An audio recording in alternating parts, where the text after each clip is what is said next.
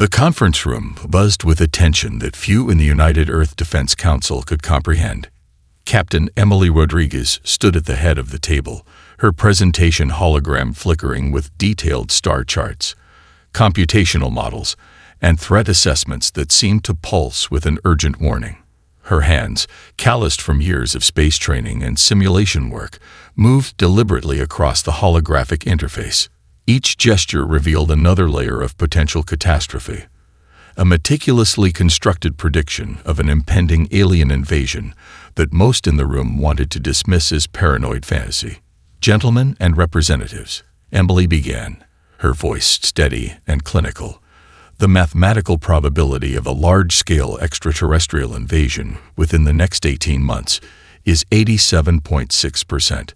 This is not speculation. This is a carefully calculated projection based on decades of intercepted communications, pattern analysis, and deep space monitoring." General James Hartley leaned forward, his weathered face a map of skepticism and curiosity. He had seen countless threat assessments in his 40-year military career, but something about Rodriguez's presentation felt different. Where others saw charts and probability curves, he saw a carefully constructed warning, almost like an elaborate puzzle waiting to be understood. The room's other occupants shifted uncomfortably. Ambassador Claire Nakamura from the United Nations Extraterrestrial Diplomatic Corps seemed particularly agitated. "Captain Rodriguez," she interrupted, "these projections seem extreme. Our current diplomatic channels suggest no imminent threat from any known galactic civilization." Emily allowed herself a brief, sardonic smile. She had anticipated this response. With a few precise gestures, she expanded a complex network diagram that showed interconnected communication patterns between various alien civilizations. Red lines pulsed ominously, highlighting potential invasion routes and strategic choke points. "Diplomatic channels," she responded coolly, "are precisely why we're vulnerable. The Korean Imperium doesn't communicate through traditional diplomatic means. They assess, they calculate, and most critically, they underestimate." Dr. Marcus Williams, the Council's chief xenobiological expert, adjusted his glasses and studied the presentation. His reputation for clinical analysis was well known throughout the scientific community. "Walk us through your methodology, Captain," he requested, his tone a mixture of challenge and genuine curiosity. Rodriguez nodded and began a detailed explanation. She revealed layers of intelligence gathered through a global network of advanced listening posts, quantum communication interceptors, and deep space monitoring stations. Each piece of data had been cross-referenced, analyzed by some of the most advanced artificial intelligence systems ever created. "Our predictive models," she continued, "are based on more than just traditional military intelligence. We've developed comprehensive behavioral algorithms that can anticipate potential invasion strategies by analyzing communication patterns, resource allocation, and historical expansion models of potential threat civilizations." General Hartley watched her with growing respect.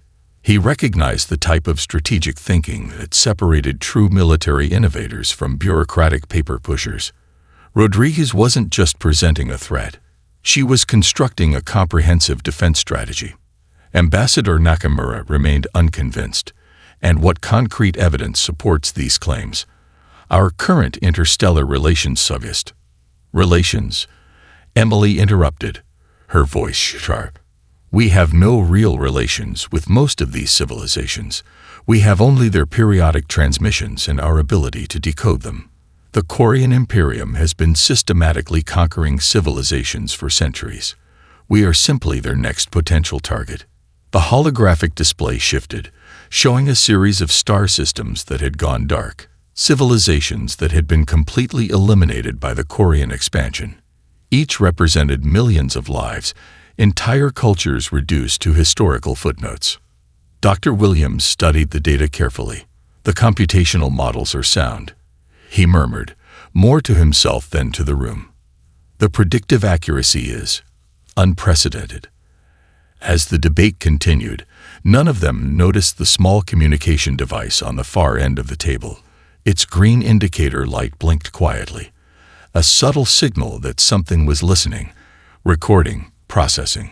General Hartley made his decision. He understood something the others did not.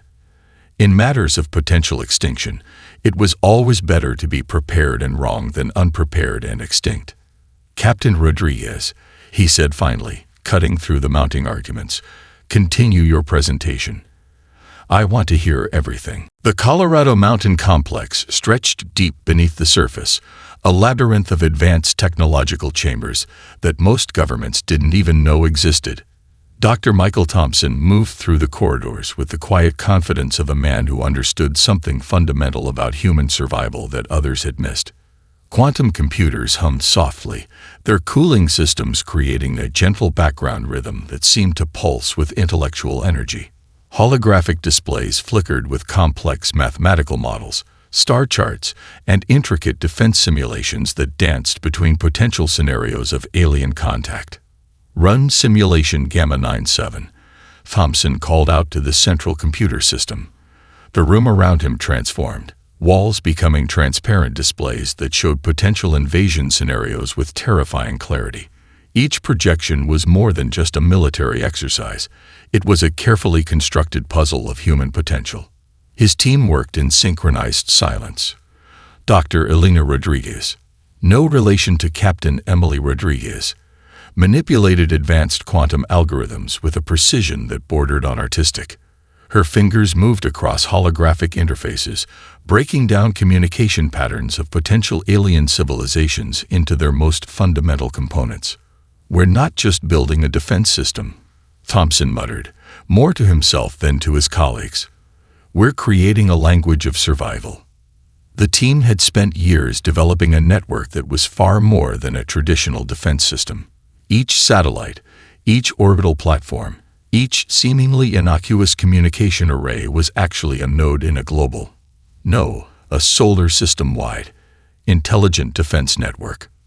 James Carter, the team's lead systems integration specialist, approached with a digital tablet. "Sir, we've completed the quantum entanglement calibration for the outer solar system sensor grid." His voice betrayed a hint of excitement that he tried to suppress. Thompson nodded, his eyes never leaving the holographic display. The system they were building was unlike anything in human history. Traditional military thinking focused on weapons, on firepower, on overwhelming force. Their approach was fundamentally different.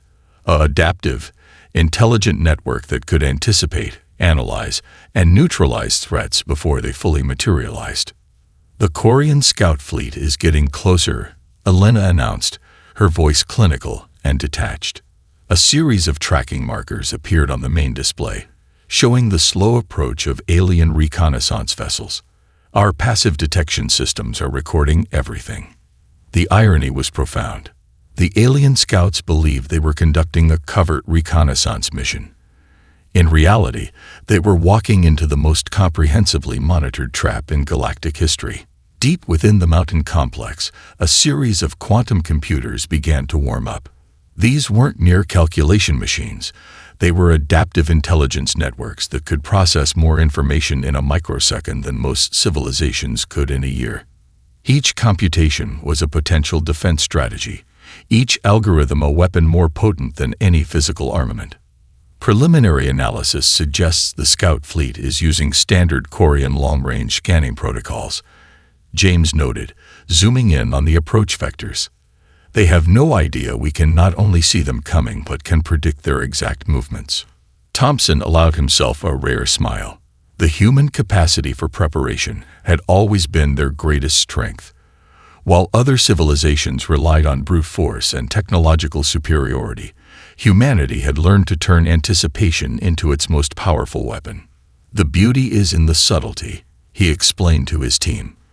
"We're not just preparing a defense. We're constructing a message, a warning that speaks a language of mathematics and strategic complexity." Elena brought up a series of complex mathematical models that showed potential interaction scenarios.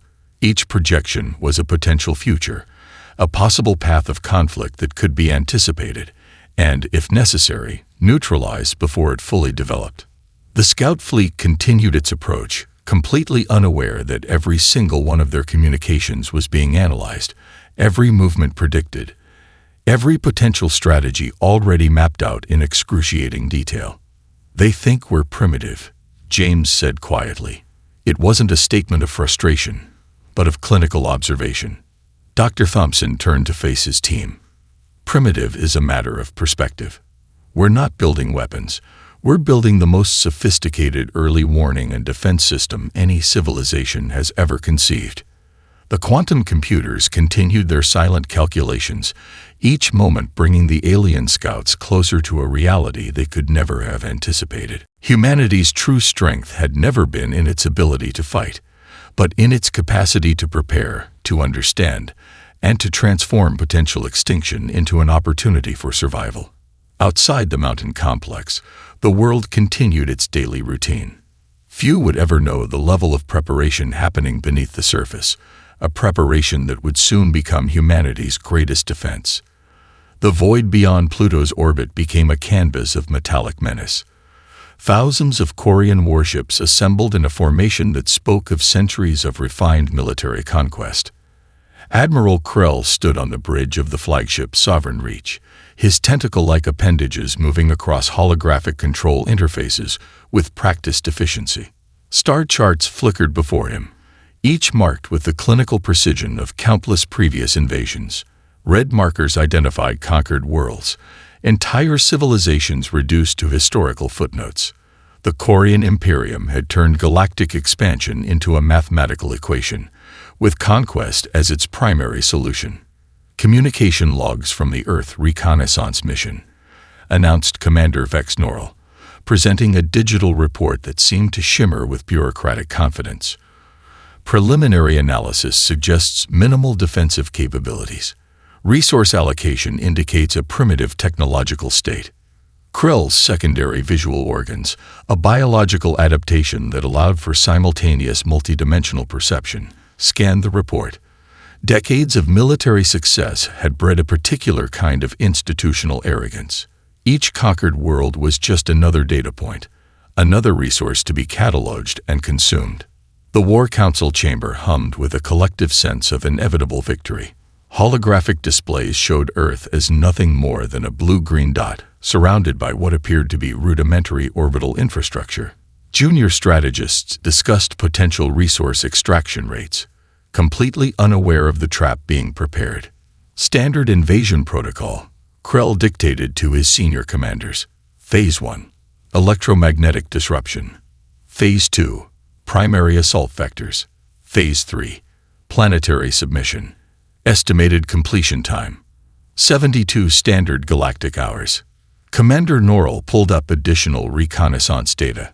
Satellites that looked primitive, communication networks that seemed fragmented, space infrastructure that appeared decades behind Quarian technological standards. Everything suggested an easy conquest. What they didn't see were the layers of complexity hidden beneath the surface. In a secluded communication center deep within the Quarian flagship, a junior communication analyst named Zara felt something was slightly off. Her calibration readings showed inconsistencies that her senior officers dismissed as computational noise. But Zara had developed a reputation for meticulous observation. "The communication pattern from the target planet," she murmured, adjusting her sensor arrays. "It doesn't match typical pre-conquest civilizations." Her immediate supervisor, Commander Relk, barely looked up from his tactical display. "Elaborate," he demanded, more out of procedural obligation than genuine interest. Zara highlighted several anomalous data streams. "The randomness appears calculated. Their satellite network doesn't follow expected geometric patterns for a developing space-faring civilization. It's almost like—" "Like what?" Relk interrupted, his interest now piqued. "Like the entire orbital infrastructure is deliberately designed to appear unintentional," Zara concluded. Relk laughed, a sound that echoed through the communication center with dismissive superiority. "You're suggesting these humans have created a deliberately misleading orbital configuration. Impossible."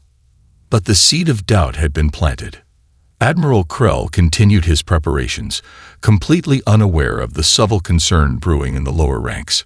Resource allocation continued. Weapon systems were charged. Invasion algorithms were loaded into primary combat networks. The Quarian Imperium had conquered hundreds of civilizations. Each followed a similar pattern: initial electromagnetic disruption, followed by systematic military pacification. Resistance was always futile, always predictable. Except this time would be different. In the cold calculation of the war room, no one noticed the minute fluctuations in their communication networks. No one saw the way their own systems were being subtly analyzed, mapped, and understood. Zura continued her observations, her fingers moving across quantum communication interfaces. Something about the human transmissions felt different, not primitive, but deliberately restrained, as if an entire civilization was holding its breath, waiting. Invasion preparation at 97%. A computerized voice announced. Admiral Krell allowed himself a moment of anticipation. Another world would soon join the vast Quarian Imperium. Another civilization would be reduced to a historical footnote, its resources fed into the endless machine of galactic expansion. Little did he know that humanity was preparing a response that would redefine the very concept of first contact. The gathering storm approached Earth, massive, confident, and completely unaware of the intricate trap that awaited. What appeared to be a simple network of communication satellites was anything but ordinary. Each orbital platform pulsed with a hidden complexity that would have stunned the approaching Quarian fleet. Captain Emily Rodriguez watched from the underground command center, her fingers hovering above interfaces that looked more like works of art than military control systems.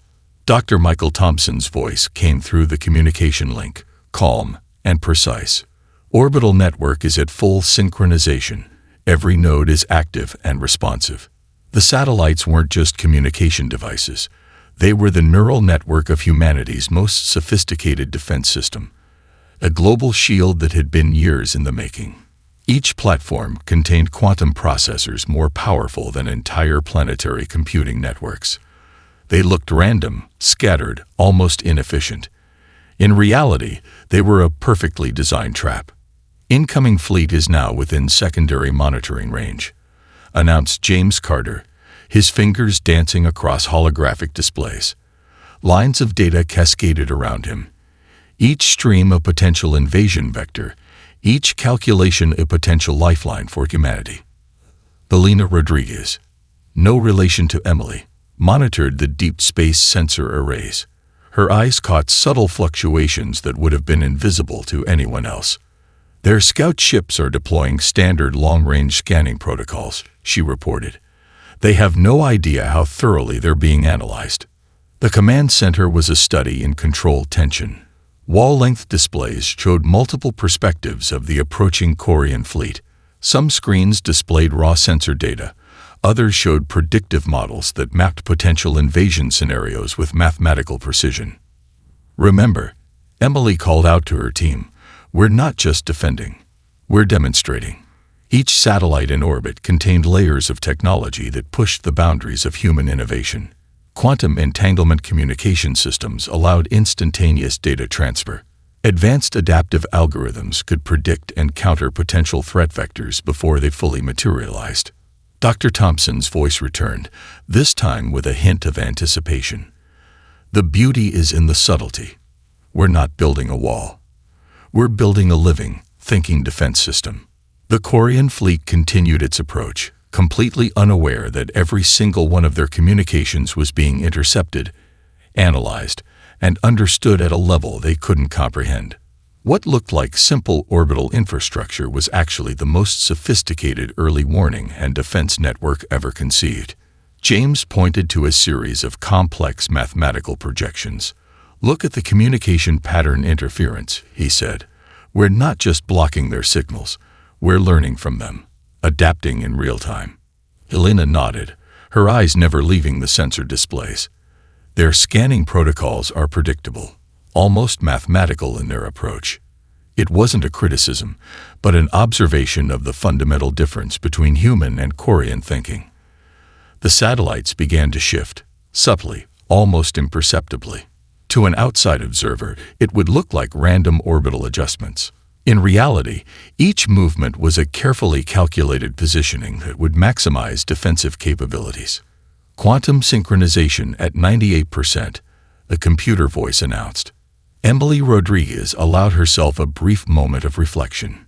Years of preparation, countless simulations, entire careers dedicated to a moment that most hoped would never come. The defense system was more than a military installation. It was a testament to human ingenuity, to the ability to transform potential extinction into an opportunity for survival. The first wave of Korean long-range scanners began to ping against the orbital network. What they received back was not what they expected. Layers of data that seemed to shift and change, presenting multiple potential realities simultaneously. "They're trying to get a clear reading," James reported, a touch of excitement in his voice. "But our adaptive systems are giving them nothing concrete." Dr. Thompson's laugh came through the communication link, a sound of pure intellectual satisfaction. "We're not just defending," he said. "We're communicating in a language they don't even know exists." The orbital platforms continued their dance, each movement a calculated response to the approaching threat. They looked random, inefficient, almost accidental. But every single satellite was a potential weapon, every communication array a potential shield. As the Korean fleet drew closer, the true nature of humanity's preparation began to reveal itself. This was not a traditional defense. This was a living, thinking system that had been years in the making. A shield constructed not just of metal and technology, but of human imagination and strategic brilliance. The invisible shield was ready, and the Korean fleet was about to learn a lesson they would never forget. The moment arrived with a silence that belied the impending destruction. Admiral Krell's flagship bridge erupted in sudden chaos as the first anomalies appeared in their sensor arrays. What should have been a routine planetary approach transformed in milliseconds. "Tactical disruption," Commander Vex Norrell shouted, his voice rising an octave. "Our scanning protocols err." His words died mid-sentence as the first wave of defensive measures struck. It wasn't a traditional attack. The human defense system was something entirely different, a living, thinking network that predicted and neutralized threats before they could fully manifest. Quantum-entangled weapon systems came to life with a precision that defied conventional warfare. On the underground command center's main display, Captain Emily Rodriguez watched the unfolding scenario with clinical detachment. "Initiate Phase 1, she commanded, her voice steady. The first Korean ships began to disintegrate before their crews could comprehend what was happening. Directed energy weapons, plasma cannons, and quantum disruptors fired with a synchronization that seemed almost supernatural. Shields that had conquered hundreds of civilizations simply ceased to exist. James Carter's fingers flew across the holographic interfaces. "Targeting systems are operating at 99.7% efficiency," he reported. "They're not just being destroyed. They're being systematically neutralized." Dr. Michael Thompson's voice crackled through the communication link. "We're not just defending," he said, a rare note of excitement in his clinical tone. "We're demonstrating the fundamental difference between technological possession and true technological understanding." Each Korean ship represented decades of military engineering. Weapon systems that had brought entire civilizations to their knees were now being rendered completely ineffective. The human defense network didn't just block attacks, it anticipated them, understood them, and neutralized them before they could be fully conceived. Elena Rodriguez monitored the quantum communication networks. "Their command structure is collapsing," she reported. "They can't adapt. They can't even understand what's happening." Admiral Krell watched in horror as his flagship's defensive systems became nothing more than decorative metal. Entire weapon arrays simply powered down, overwhelmed by a technological approach they had no framework to comprehend. Decades of military supremacy crumbled in moments.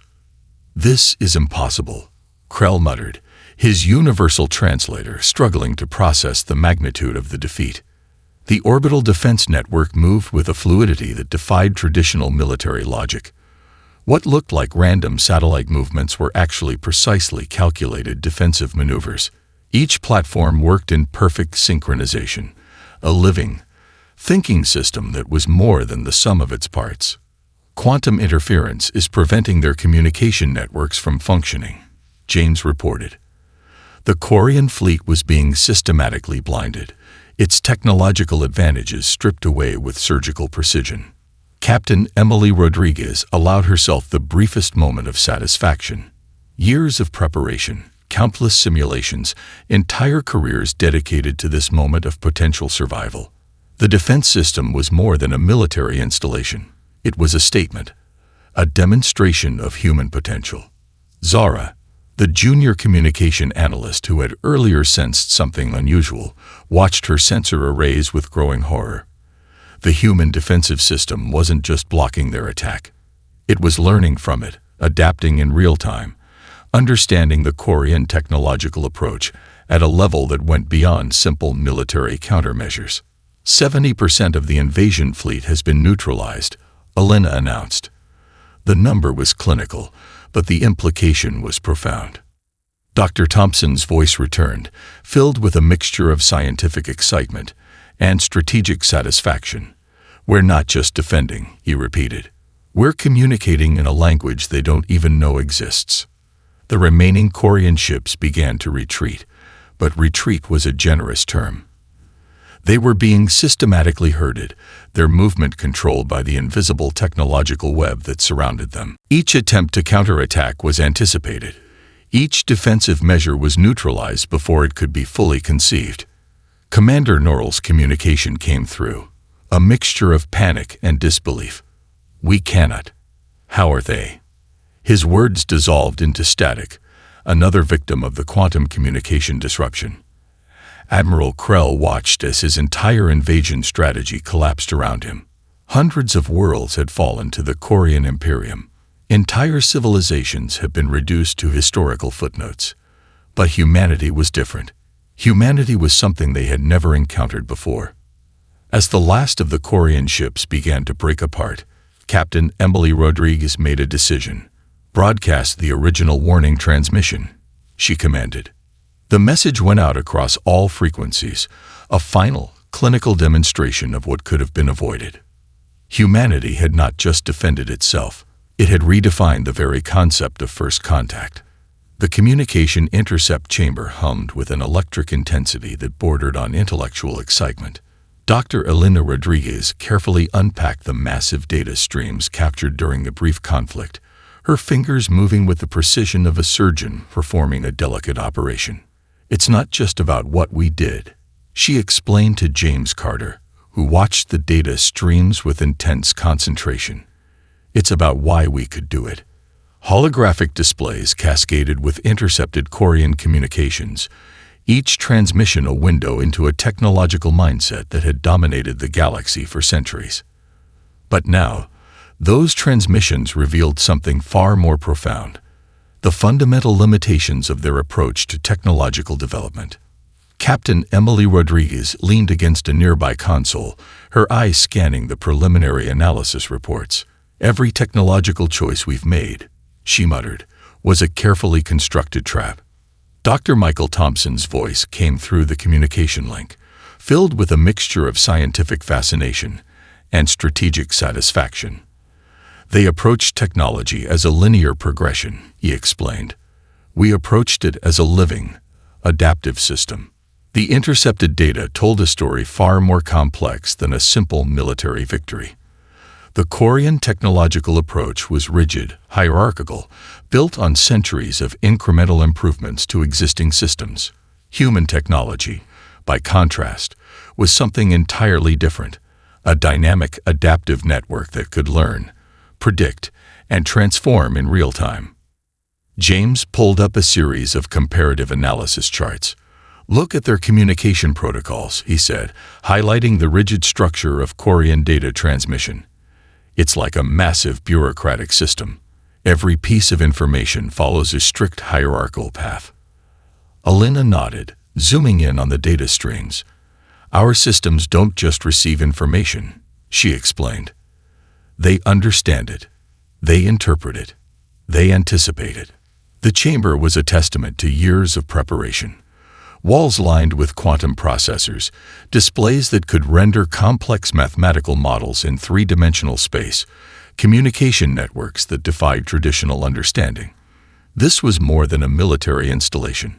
It was the physical manifestation of human potential.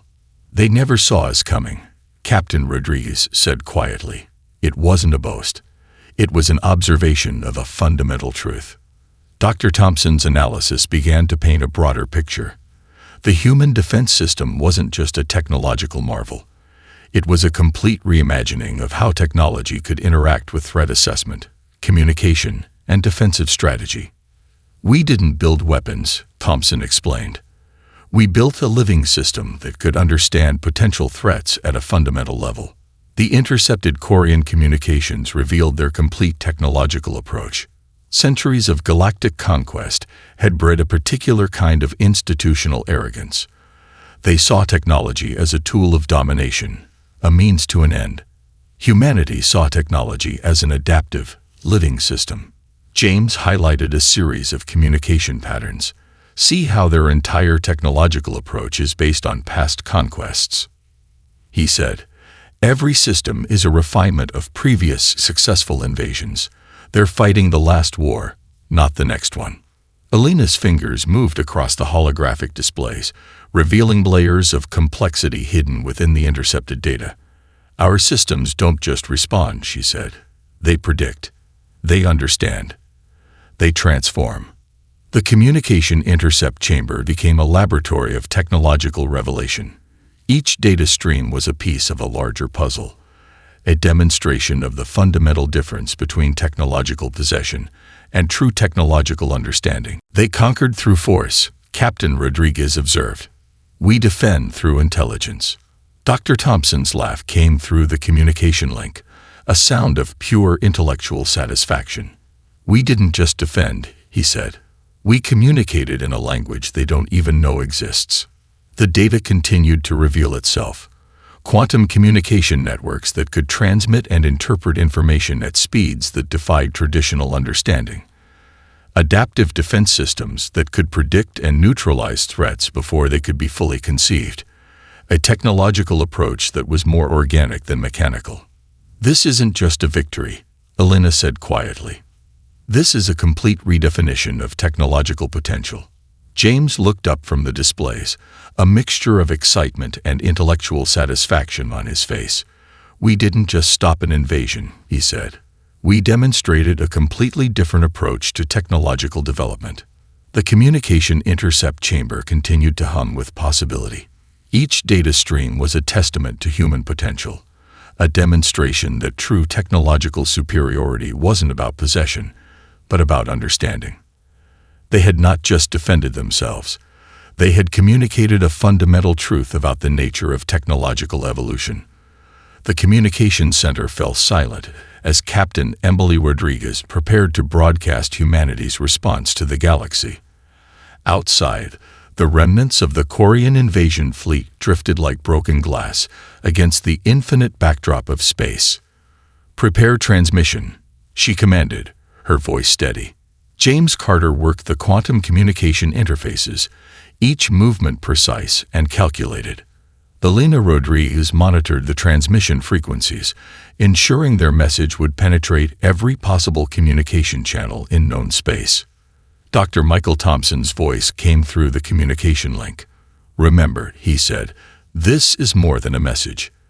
This is a statement of human capability. The broadcast began as a simple clinical transmission. No theatrics, no dramatic declarations of victory, just a pure, unfiltered account of what had transpired. The original warning message played first, the very transmission the Quarian fleet had initially dismissed. To the galactic community, the message began, we issued a warning. It was overlooked. Zara, the Quarian communication analyst who had first sensed something unusual during the reconnaissance mission, listened to the transmission from the damaged flagship. Her sensory organs processed the message with a mixture of terror and scientific fascination. The transmission continued, detailing the precise mathematical models that had predicted the invasion. Every calculation, every predictive algorithm was laid bare. It wasn't a threat. It was a clinical demonstration of human analytical capabilities. Admiral Krell watched in stunned silence. The transmission stripped away every layer of Korean military mystique, revealing the fundamental flaws in their invasion strategy with surgical precision. "We did not seek this conflict," the message continued. "Diplomacy was always our first choice." James highlighted the transmission's unique characteristics. The quantum communication network ensured that the message would be received with perfect clarity across multiple star systems. No distortion, no potential for misinterpretation. Elena monitored the galactic communication networks.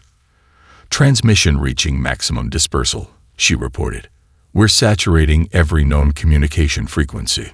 Of the 10,000 ships that had approached Earth, fewer than 100 remained operational. Each was now an unwilling messenger, a living testament to humanity's defensive capabilities. Dr. Thompson's analysis continued to flow through the communication link. "We're not just defending," he said. "We're educating." The message detailed the technological approaches that had made the defense possible. Quantum entanglement communication systems, adaptive predictive algorithms, defensive networks that could learn and transform in real time. It was a masterclass in technological innovation, delivered in the wake of a prevented invasion. Captain Rodriguez watched the transmission with a sense of clinical satisfaction. Years of preparation, countless simulations, entire careers dedicated to this moment of potential survival, had culminated in this single broadcast. Transmission completion in 3, 2, 1. James announced. The message hung in space, a beacon of human potential. Zara's communication logs began to light up. Other civilizations were receiving, analyzing, understanding. The galactic communication networks buzzed with the implications of what had just occurred. Admiral Krell's flagship communication systems struggled to process the transmission. Decades of military supremacy were being dismantled not through violence, but through pure intellectual demonstration. "We remain committed to peaceful coexistence," the final lines of the transmission read. "But we are prepared to defend ourselves with the full extent of human potential." Elena tracked the transmission's reach. "Full galactic dispersal achieved," she reported. "Every known civilization will receive this within the next standard communication cycle." Dr. Thompson's laugh came through the communication link, a sound of pure intellectual satisfaction. "We just rewrote the rules of first contact," he said. The communication center hummed with a mixture of tension and achievement. They had not just defended Earth. They had sent a message to the entire galaxy about the nature of human potential. Captain Rodriguez looked at her team. James Carter, with his precise technological understanding. Elena Rodriguez, master of communication networks. The entire team that had spent years preparing for a moment many had hoped would never come. "Transmission complete," she said simply. Outside, the broken Korean fleet drifted, silent witnesses to a fundamental shift in galactic understanding. Humanity had not just survived. They had demonstrated a completely new approach to technological defense, communication, and potential. The message to the stars was clear. "We warned you. We are ready." The galactic communication networks buzzed with unprecedented activity. What had been a simple first contact scenario had transformed into the most significant technological and diplomatic event in recent galactic history. Dr. Michael Thompson sat in the United Earth Diplomatic Preparation Center, surrounded by holographic displays that tracked the cascading responses from various alien civilizations. His fingers moved across quantum communication interfaces, analyzing each incoming transmission with clinical precision. "They're trying to understand," he muttered to Captain Emily Rodriguez, who stood nearby. "Not just what happened, but how it happened." The first responses came from the peripheral civilizations, those who had suffered under the Korean Imperium's expansion, but had never found the means to resist.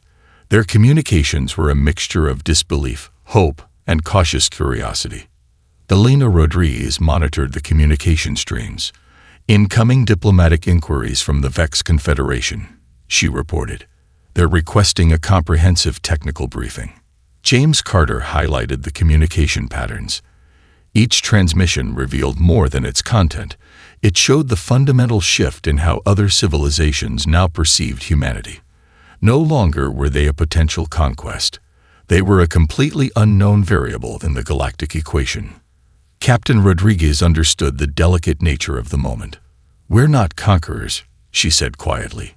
"We're demonstrators." The Quarian Imperium's communication networks were in complete disarray. Admiral Krell's attempts to salvage the situation were met with bureaucratic silence. Centuries of military supremacy had been dismantled in moments, not through conventional warfare, but through a demonstration of technological and strategic capability. Zara, the Quarian communication analyst who had first sensed something unusual, found herself in a unique position. Her preliminary reports, the ones her superiors had initially dismissed, now became critical diplomatic documents. The human defense system, one diplomatic analysis read, represents a fundamental reimagining of technological potential. Dr. Thompson's team continued to process the incoming communications. Each transmission was a piece of a larger puzzle, a recalibration of galactic understanding about humanity's place in the cosmic ecosystem. "We're not just a species," Thompson explained to the diplomatic preparation team. "We're a completely new approach to technological and strategic thinking." The United Nations Extraterrestrial Diplomatic Corps worked around the clock. This was more than a military victory. This was a diplomatic opportunity of unprecedented magnitude. Elena highlighted a series of communication streams. "The Andromeda Cooperative is requesting a scientific exchange," she reported. "The Vex Confederation wants a technological consultation." Captain Rodriguez understood the delicate balance. "We remain open," she said, "but we are not naive." The holographic displays showed a complex web of diplomatic communications. Civilizations that had long been silent or oppressed now saw a potential path forward. Humanity had not just defended itself, it had demonstrated a new approach to survival. James Carter analyzed the communication patterns. "Look at how they're interpreting our defense," he said. "It's not just a military action. It's a complete philosophical statement about technological development." Dr. Thompson's laugh came through the communication link, a sound of pure intellectual satisfaction.